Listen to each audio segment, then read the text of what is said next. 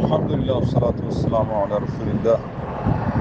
দাদা জীবিত থাকা অবস্থায় পিতা মারা গেলে তার পরবর্তীরা সন্তানরা উত্তরাধিকারী হবে কিনা, এইভাবে যে কোনো উত্তরাধিকারী ঊর্ধ্বতন যিনি উনি মারা গেলে বা মাঝখানের একজন মারা গেলে এর ঊর্ধ্বতন থেকে পরবর্তীরা পায় কিনা, উত্তর না, এরা পায় না। এটা ইসলামের রুল অনুযায়ী, যেহেতু সরাসরি যিনি উত্তরাধিকার প্রাপ্ত উনি চলে গেছেন, এই জন্য এটা বাদ পড়ে যায়। কিন্তু এর অর্থ এই নয় যে তারা মাহরুম হবে।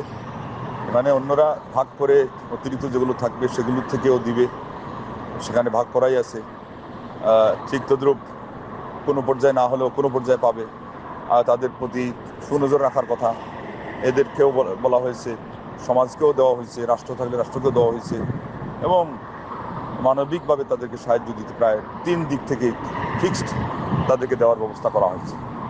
যেহেতু ইসলাম মানবিক ধর্ম, সব ধর্মের চেয়ে, সব আদর্শের চেয়ে বেশি। যারা বলছে যে শুনে হে মানব ভাই, সবার উপরে মানব সত্য, তার উপরে নাই বৈষ্ণব কবি চণ্ডীদাস, এর কথার চেয়ে ইসলামের মধ্যে হলো, ইসলাম হলো আল্লাহর ধর্ম, ইবাদতের ধর্ম। কিন্তু আল্লাহ পাক মানুষের অধিকার যে পরিমাণ দিয়েছেন, এটা কেউ দেয় নাই। আল্লাহ নবী সাল্লাল্লাহু আলাইহি ওয়াসাল্লাম এই পরিমাণ মানুষের অধিকারের কথা ব্যাখ্যা করে গেছেন যে কেউ করতে পারে নাই।